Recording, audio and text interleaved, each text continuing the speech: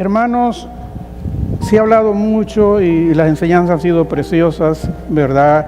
Cómo educar a los hijos, cómo conducir espiritualmente la familia, especialmente el matrimonio, ¿verdad? Como sacerdotes del hogar, en fin, la verdad es que Dios instituyó la familia y ustedes recuerdan la primera familia, pero desde que nace la primera familia, los primeros hijos ya comienzan con problemas, va Caín y Abel, ¿verdad?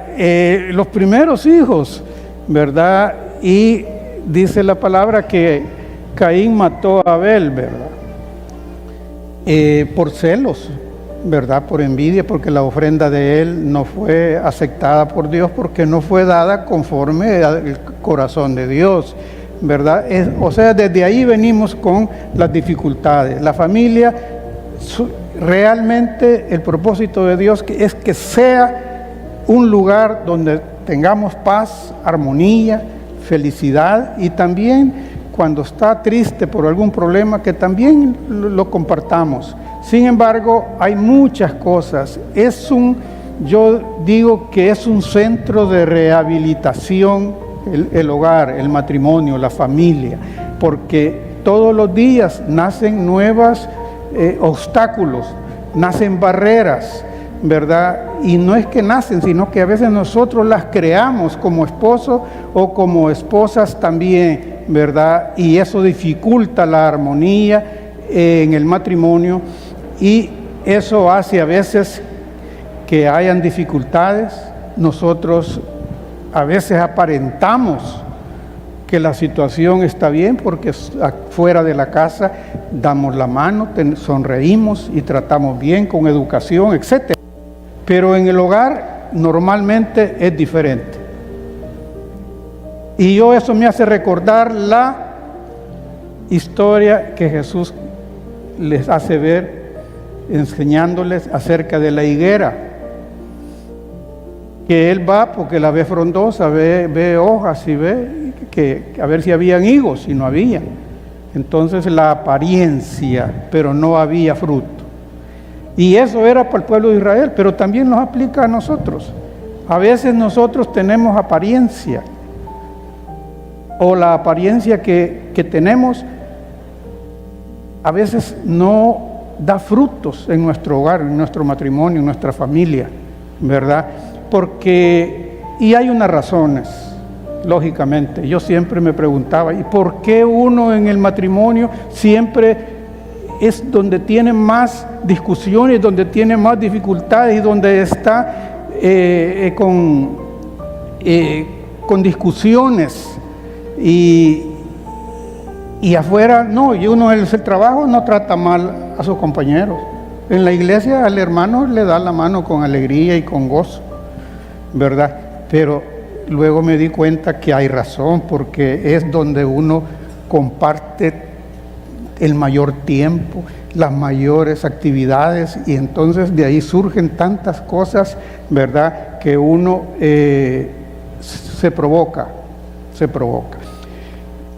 Yo siempre he creído que si el matrimonio, desde el momento en que uno hizo el compromiso ante Dios y ante algún ministro de ley, cuando se casó uno, y se comprometió el uno y el otro, nos comprometimos. Si nosotros cumpliéramos el 60% de ese pacto, yo creo que viviríamos más o menos tranquilos. Yo con el 60% me conformaría, pero yo creo que andamos abajo de la medida, la mayoría. Cada quien sabe si está cumpliendo. Al 100 yo diría que nadie, ¿verdad? Y ahí unos más que otros, pero hay que luchar y recordar que es el pacto que se hizo ante Dios y ante un ministro de ley, que nos comprometimos ¿a qué? A todo, hasta compartir el plato de comida, compartir la cama, compartir todo. Somos uno ya, ¿verdad? Pero a veces como que nos perdemos en el ámbito de eso.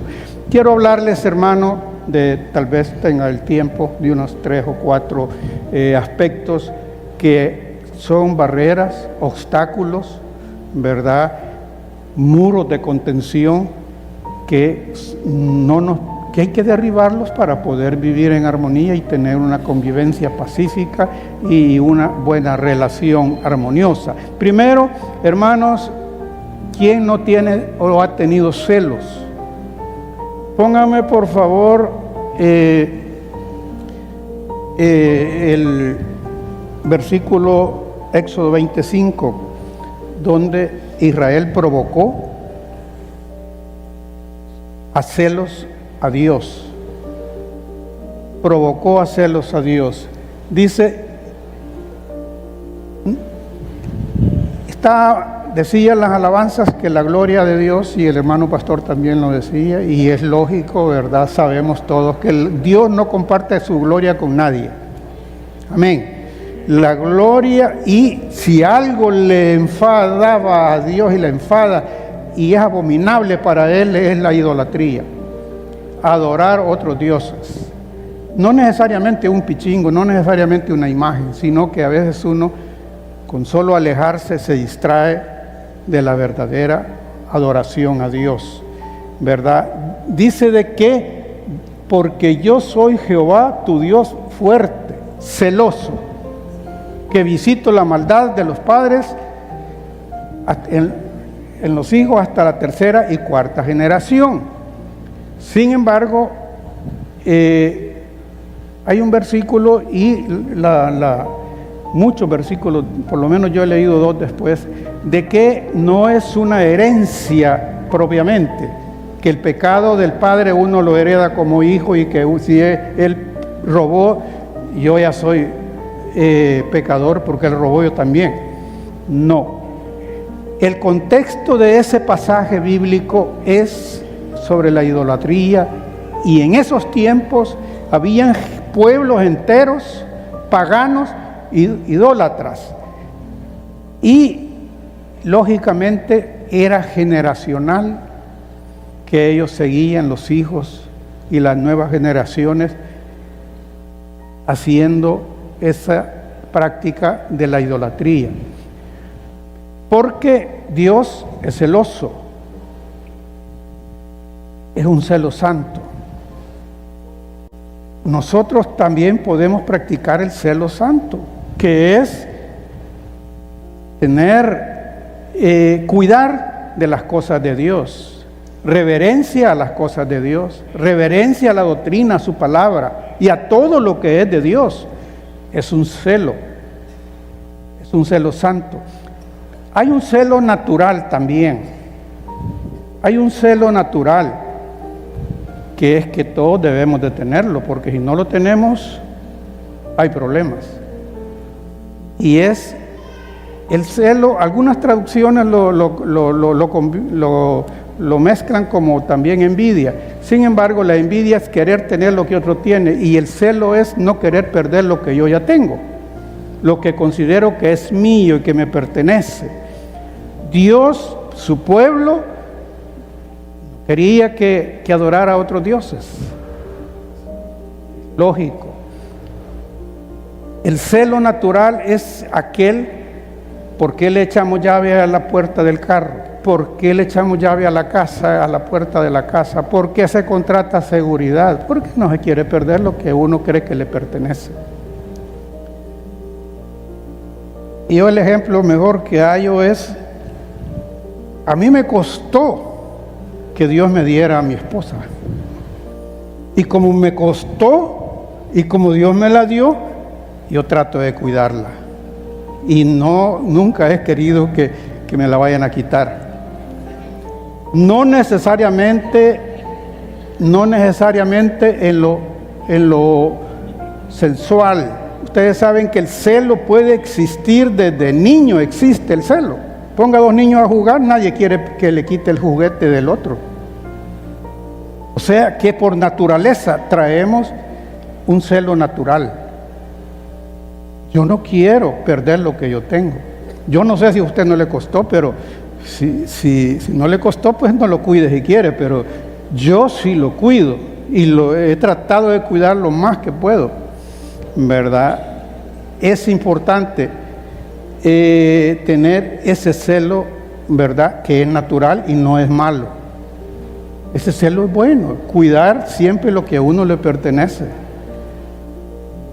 Hermanos, yo he visto cosas en el transcurso de mi vida, y no de inconversos, no que de cristianos, que se han descuidado.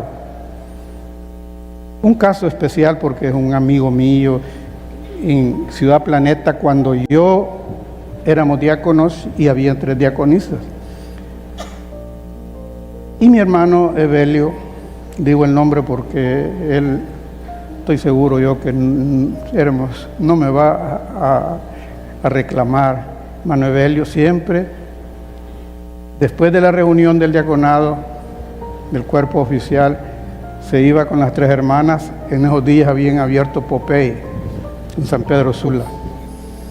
Se iba con ellas. ¿Y su esposa? ¿Qué? Cuando yo ya estaba en Roatán y fui por razón de trabajo, los fui a visitar porque era un buen amigo. Cuando yo vine a Honduras, él fue muy especial y lo encuentro solo. ¿Y qué pasó? Le digo, no, mi esposa se fue con un muchacho, me dice.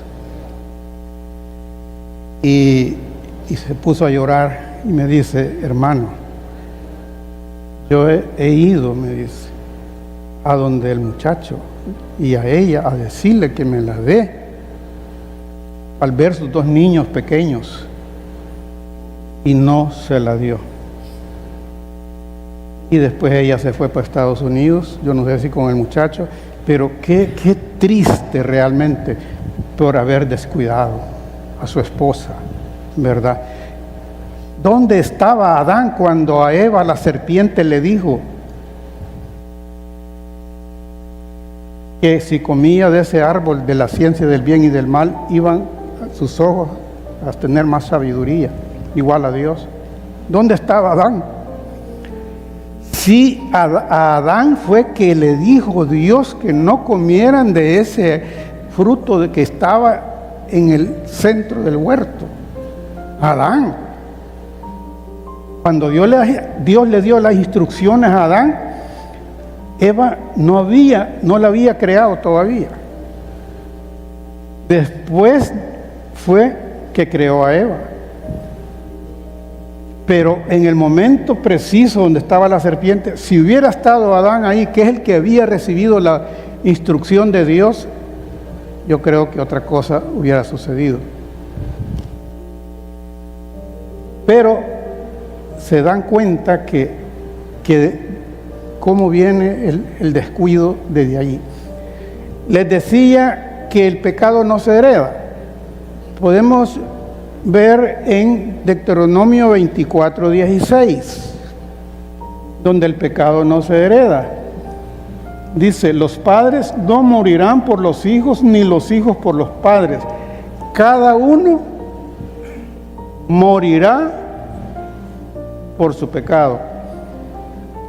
Es lógico que el padre que tenga malas conductas, malas prácticas, que tenga vicios y que dé un mal ejemplo, va a tener cierta incidencia en sus hijos, cierta incidencia. Pero a cierta edad el hijo tendrá que tomar una decisión. Si continúa con esa herencia, con esa influencia, o la cancela en el nombre de Jesús. Amén. Esa maldición la termina. Porque Dios es tan misericordioso y que Él ha prometido que todo el que se arrepienta, Él lo va a perdonar. Y gracias a Dios que nosotros hemos sido perdonados. Pero es importante eso,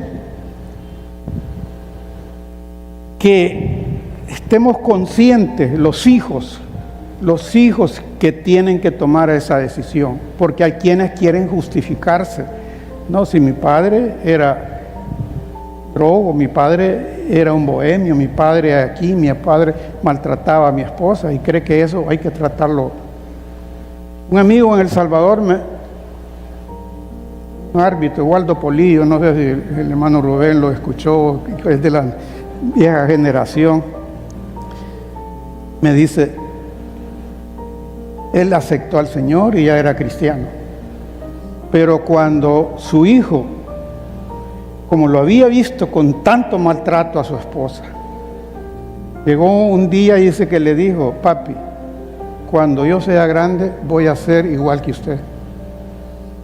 Ajá, hijo, ¿en qué vas a hacer?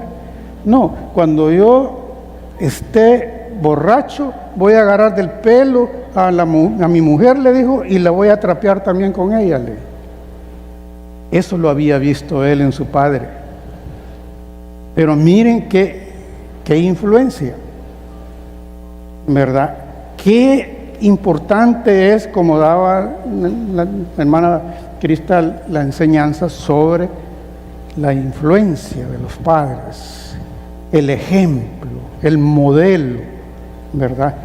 Todos hemos cometido errores, ¿verdad? Como dijo Pablo, yo soy el primero. Yo soy el primero. Sin embargo, hay que luchar, hay que batallar, pedirle a Dios que nos ayude, porque tenemos muchas dificultades.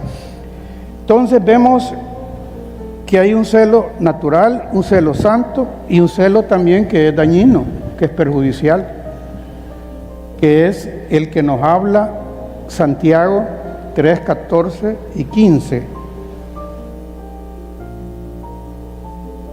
Gloria a Dios. 3, 14 y 15. Pero si tenéis celos amargos y contención en vuestro corazón, no os jactéis ni mintáis contra la verdad, porque esta sabiduría no es la que desciende de lo alto, sino terrenal, animal, diabólica. ¿Cuántos divorcios han habido por celos? No hay estadísticas, pero hay hasta personas que están sepultadas por celos. Hay quienes han matado a su esposo y después ellos se matan. Hermanos, el celo dañino es tremendo. ¿Por qué? Porque imagina, inventa. A veces porque ha tenido antecedentes de infidelidades, de experiencias anteriores, y eso hace que vengan recuerdos y hayan celos. Sin embargo, hay que manejar eso bien, porque todos hemos fallado de diferente manera. Pero allí es donde aparece el perdón. Si la esposa falló o si el esposo falló, eso no puede permanecer eternamente hasta que uno muere. Tiene que haber un perdón, pero un perdón genuino, de corazón, sincero. Amén. Pero después de 30 años, de 20 años, después de 10 años, que brote una amargura, un odio, un rencor, un deseo de venganza, una ira, eso no abona para la convivencia familiar. Al contrario, eso es dañino. Cuando se perdona, tiene que ser genuino y de corazón, porque si no perdona totalmente, ¿qué es lo que sucede? Esa herida queda, y esa herida, cuando se toca, sangra.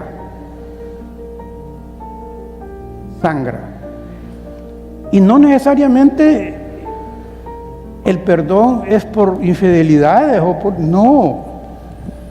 Hay tantas cosas en las que uno, quizás a diario, tiene que haber perdón y no guardar porque el que no perdona, el pastor David decía que es como tomar veneno y esperando que se muera el otro. Y es cierto. ¿Por qué? Porque sufre el que no perdona, pero también le pone una ligadura de opresión al que no ha perdonado. O sea que es terrible eso, ¿verdad? Cuando hay esa amargura. Por eso yo destaco siempre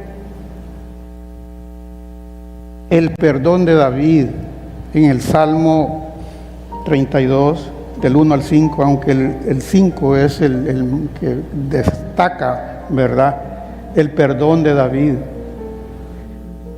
Para que Dios haya dicho que David era conforme al corazón de él. Es porque el corazón de David, cuando él se arrepentía, pero de corazón.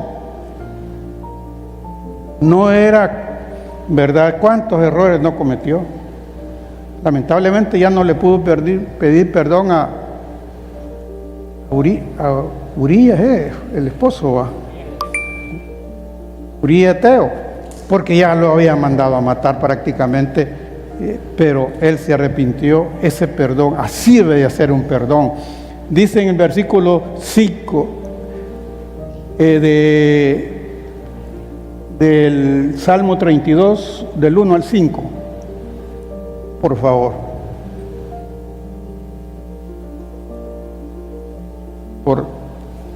Por aras del tiempo, vamos a verlo aquí, 32, del 1 al 5, el 5. Mi pecado te declaré y no encubrí mi iniquidad. Dije, confesaré mis transgresiones a Jehová y tú perdonaste la maldad de mi pecado. Qué interesante es la capacidad de poder pedir perdón, ¿verdad? Hay quien dice, no, yo le pedí perdón a Dios, pero no le ha pedido perdón a la persona que ofendió. No hay algo ahí poco raro, ¿verdad? A Dios no lo beba, pero a la persona que ofendió, y ojo, hay quienes piden disculpa, pero la Biblia no habla de disculpa. Yo la he leído toda y no he encontrado que diga disculpa. Si David hubiera dicho, Señor, discúlpame, pues yo así haría también con Dios y con mi esposa, o con alguien que uno ofende. Pero es que el perdón, cuando hay dolor, cuando hay tristeza, es cuando es el perdón de corazón. Y la disculpa es más bien justificar que yo lo hice, pero porque él tenía la culpa. Sí, vaya, usted va saliendo por esta puerta y si no sabe y viene otra hermana de allá y usted empuja la puerta y le pega en la cabeza, disculpe, hermana, porque no se apartó, le está diciendo. No, si usted le dice perdón es porque usted se siente triste de haberla ofendido. Amén. Yo no me gusta escuchar disculpas, aunque uno se ha acostumbrado un poco a eso, ¿verdad? Pero la disculpa no es bíblica, el perdón sí es bíblico. Gloria al Señor. Hermanos, ya hablamos de los celos y un poco del perdón, pero también vamos a hablar de lo que es la provocación.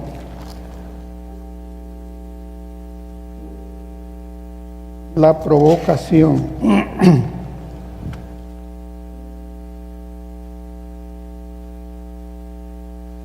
A veces vamos a leer Efesios 6, 4. Aquí está hablando para los padres cómo debemos de tratar a nuestros hijos, ¿verdad?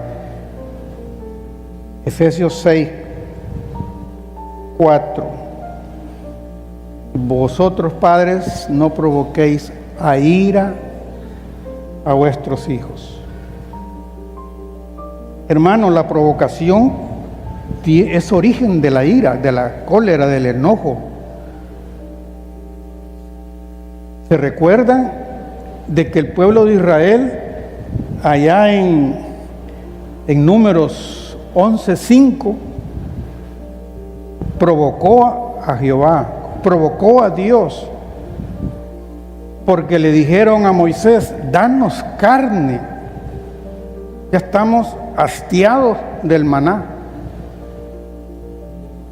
Y dice que se pusieron una sola lloreta en todas las tiendas, todas las familias, a llorar clamando por carne. Y Dios eso lo provocó a ira. El mismo Moisés le hizo un reclamo bien fuerte a Dios. Le dijo, ya está en el versículo de 10 al 13, donde Moisés le dice: Señor, ¿acaso yo he concebido este pueblo? ¿Acaso yo lo he engendrado, que ya no lo soporto? Y tú me dices que lo lleve en mi seno, como una madre que cría un hijo y que todavía lo amamanta, que así lo lleve a ellos. Más adelante en Números les dice: mejor quítame la vida, mátame. Mejor muera yo, quítame la vida, pero yo ya no puedo con este pueblo. Y Dios fue provocada a ira a tal manera de que en el capítulo 11 de Números, versículo 33, después de haberles mandado codornices y todo para que comieran carne, pero ya estaba airado el Señor, dice que aún tenían la carne en los dientes para masticarla, para tragarla, cuando el Señor les mandó una plaga, una gran plaga. No dice cuántos murieron, no dice la Biblia, pero las plagas no son de poca gente. ¿Por qué? Porque provocaron a ira a Jehová. ¿Cuántas veces uno a veces no provoca a su pareja, a sus hijos? Yo tengo problemas con la broma. Mi esposa no le gusta mucho la broma y yo soy bromista. Pero para la broma hay que ser oportuno. No todo el tiempo la persona está de ánimo y a veces uno es imprudente y provoca, y de ahí puede venir toda una discusión, y allí ya después no se entiende qué es lo que puede pasar. Pero lo que yo quiero destacar es la ira que se provoca a un hijo. No provoquéis a ira a vuestros hijos. Yo les quiero decir con ejemplo. Yo tuve la experiencia con mi hijo mayor. El año en que yo, Señor, yo siempre le reclamaba a mi hijo: ¿Cómo saliste en el examen?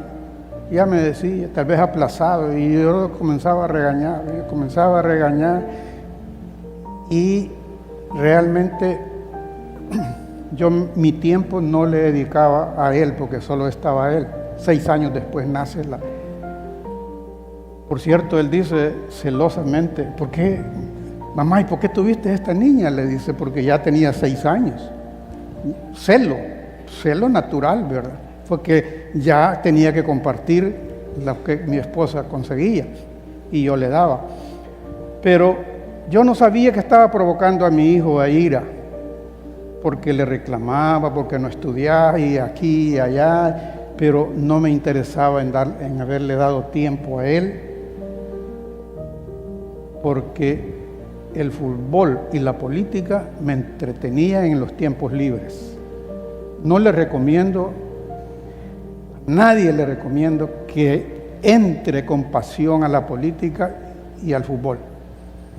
Cada cosa tiene su tiempo y saberlo dominar y saberlo manejar, ¿verdad? Pero hay hermano que me ha dicho, yo cuando juega Real Madrid y Barcelona no puede pasar ni mi esposa ahí por el televisor.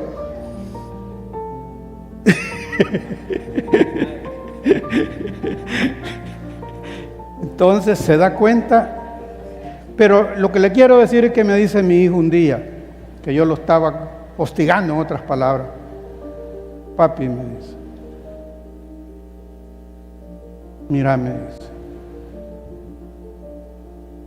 tú me reclamas tanto, pero tú no te preocupas por mí, me dice.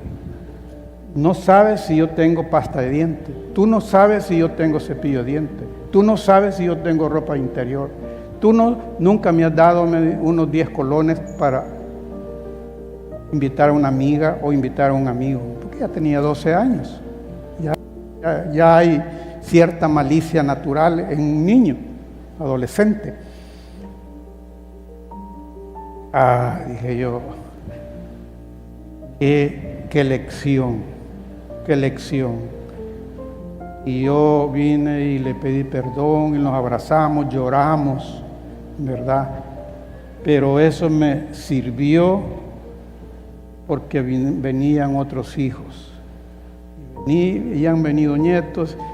Y ahora que yo ya no tengo hijos ni nietos en la casa, prácticamente mis hijos ahí están los domingos en la potra, porque a ellos les doy las experiencias, a ellos les comparto, los aconsejo, ¿verdad? Y yo sé que tarde o temprano va a producir fruto, ¿verdad?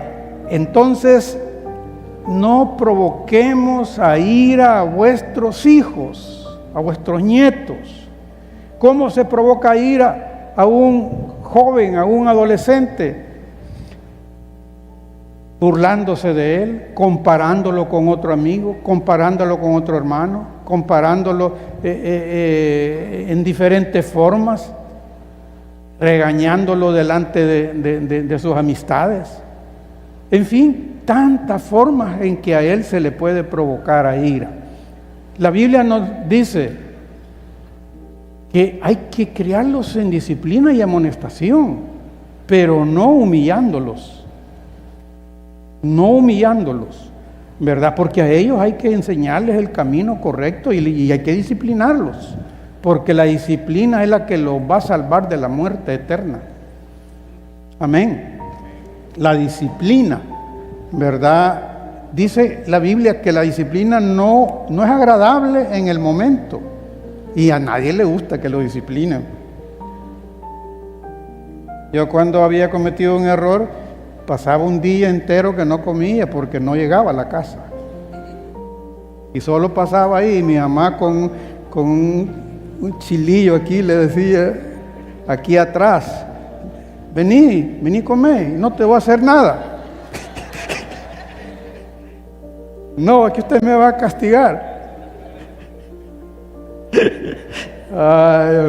Bueno, una vez ya estaba dormido yo, fíjate.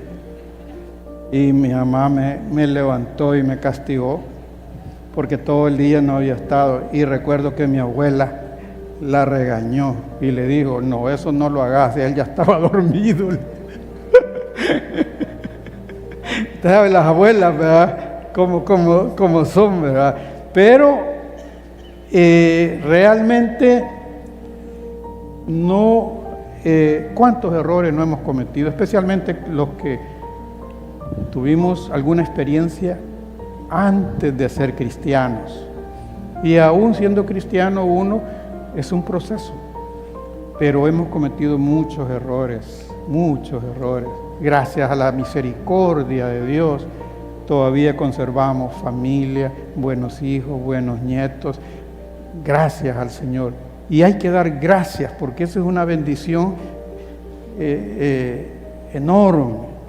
Bendito Dios. Hermanos, también el respeto mutuo. Qué importante es el respeto mutuo. en el matrimonio, especialmente. Y en los hijos. En los hijos, cuando nosotros no respetamos a nuestros hijos y los provocamos a ira, ¿qué pasa? Ellos, cuando llegan a una adolescencia y están jóvenes y tienen problemas, no se los cuentan a sus padres. No se los cuentan. Le cuentan a otra persona o a un amigo que no le va a ayudar, lógicamente, pero lo va a justificar. Por eso es que muchos padres, nuestros hijos han cometido errores y nosotros, como dice el dicho, el padre es el último que se da cuenta. ¿Por qué? Porque no jugamos con ellos, no les dimos confianza, no nos interesamos por ellos, no fuimos a la grabación de ellos, no fuimos a las sesiones cuando nos convocaban en la escuela, no fuimos, hermanos, nunca nos interesamos por ellos. Uno siempre manda a la mamá.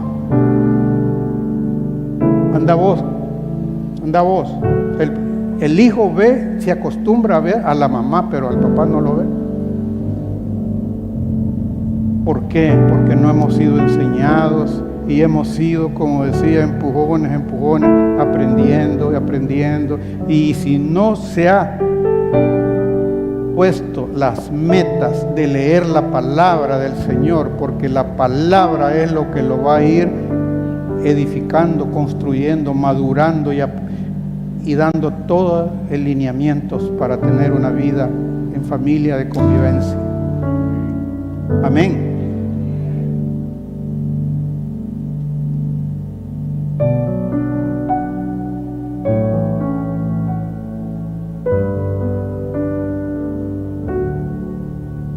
Hermanos, que hay otro aspecto importante en la familia y en el matrimonio, y es la comunicación efectiva. La comunicación efectiva. ¿Quién en la sociedad, quién en el mundo, quién en los países se resuelve un problema si no hay diálogo, si no hay comunicación buena? La comunicación efectiva es aquella que se dice la verdad. La comunicación efectiva es la que es sincera, que no hay engaño, no hay mentira. ¿Cuántas esposas no saben ni cuánto gana su esposo? No sabe su presupuesto, en qué lo hace. No sabe si ya se gastó el 14avo o todavía no se lo han dado.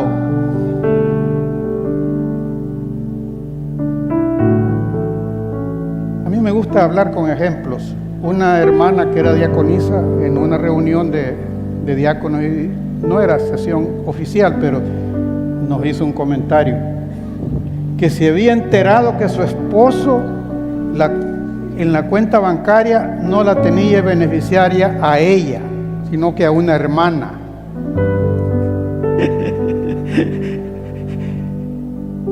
Ni a un hijo, ni a una hija, sino que a una hermana. ¿Ustedes creen que esta doña podía estar feliz y contenta con ese esposo?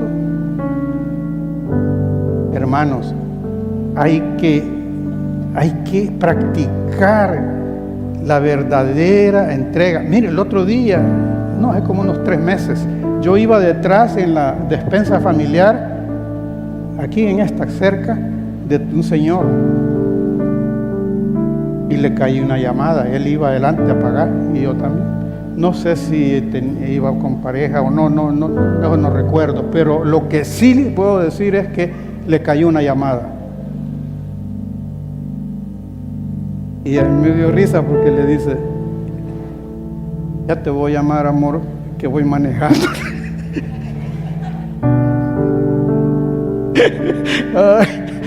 Ya te voy a llamar que voy manejando. Se da cuenta ¿Qué comunicación efectiva puede ser esa? Tiene que haber sinceridad.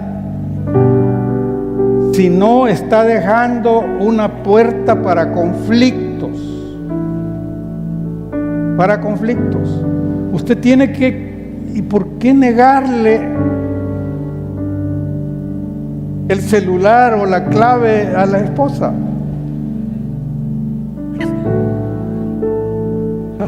¿Por qué?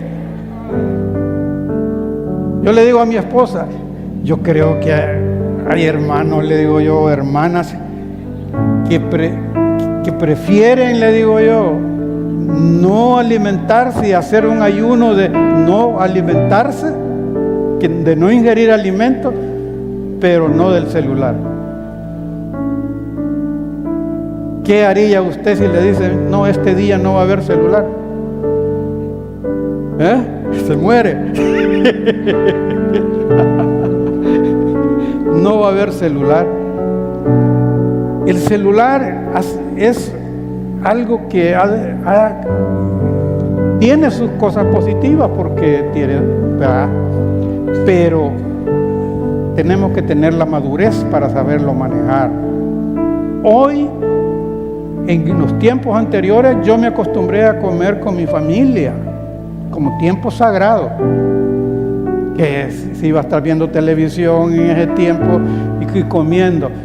Hoy veo en la familia y en las mías, la familia, uno está en la sala con su celular, otro está en el comedor tal vez, pero está con su celular también. La esposa tal vez está en la cocina con su celular también. Y en fin, y uno está por otro lado también. Entonces, ¿cómo va a haber comunicación efectiva cuando en la mesa es donde se comparte, es donde hay convivio, donde se cuentan historias y donde se anima el uno al otro y donde se comparte? Y esos son los momentos que van a quedar grabados para la historia de su vida, de su hijo. Amén. ¿Por qué hoy quiere platicar uno con alguien de su familia? No puede porque está viendo algo. ¿Qué pasa? ¿Y qué atención le va a poner? ¿Qué dijiste?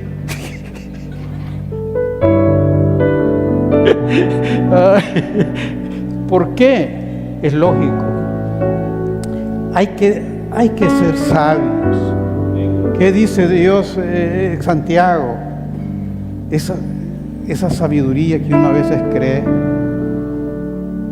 ¿verdad?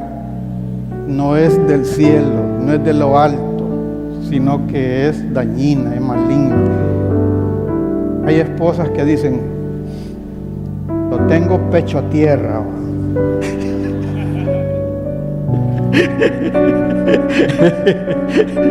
Pero entonces eso no es correcto, ¿verdad? Tenemos que tener una comunicación fluida, sincera, verdadera, sin engaño, sin nada, ¿verdad?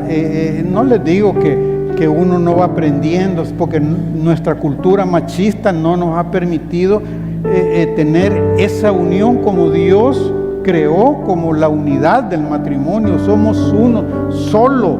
¿Por qué haber egoísmo y envidias o haber celos o negar la información que debemos de compartir juntos? Si no hay buena comunicación, los conflictos no se resuelven. No se resuelven, o se resuelven a medias o de mala manera. Cuando uno, porque siempre hay discusiones, ¿verdad? Pero ya cuando se va a hacer la tarde y usted no se ha comunicado con su esposa, gracias, hermano. Tiene que preocuparse porque la Biblia dice que no se ponga el sol. Que no se ponga el sol. Gracias, hermanito. Que no se ponga el sol.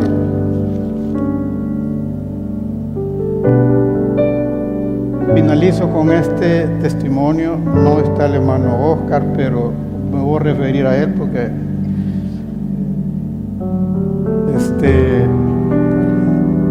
comentando, ya hace algunos años, comentando de eso de los pleitos, enojos en pareja, me dice, no, me dice, no nos hablamos, me dice allí, yo no sé si eran horas, días, minutos, no sé, pero me dice él, que él tuvo que tomar la iniciativa y le dijo, Lideni, ¿nos vamos a separar o qué? Le dijo, no, entonces ¿para qué estamos sufriendo? Entonces dije yo, sabio, alguien de los dos, y al esposo nos corresponde por ser los sacerdotes romper el hielo cuando suceden esas cosas. El dicho dice, si la montaña no viene a mí, si la montaña no viene a mí, voy a ella. Pero alguien lo tiene que romper. ¿Va a pasar usted una semana, un mes sin hablarse con su esposa? ¿Qué hace eso? Ir acumulando, arrastrando veneno, cólera, ira, venganza, etc. Así es que, hermanos, espero que sus corazones lo hayan captado, qué es lo que yo he querido.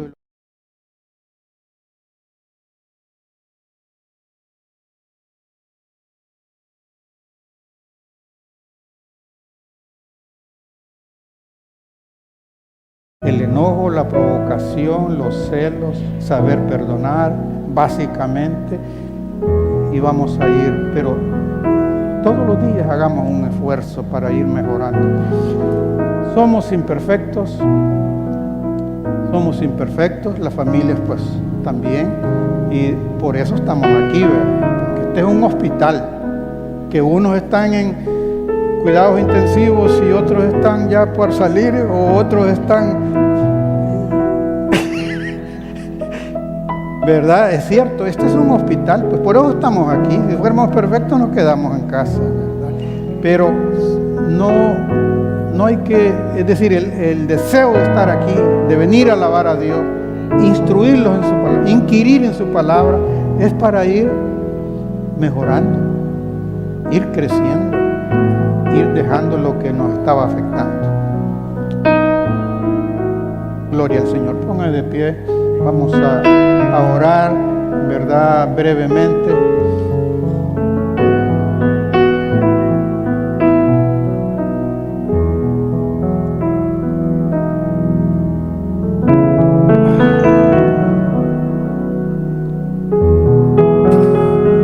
Si tiene a su esposa o su esposo, tómele la mano, ¿verdad? Ha tenido algún inconveniente con ella o con él, pues llegar a la casa, pídele perdón. Aquí no, porque aquí no es seguro.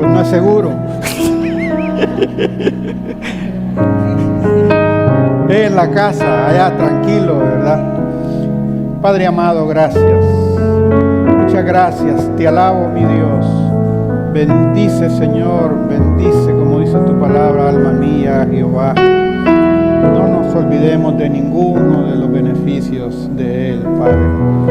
Gracias por habernos dado hijos, familia, Padre. Gracias por poder tener ese disfrute y ese gozo, Padre, de prolongar nuestras generaciones, Padre.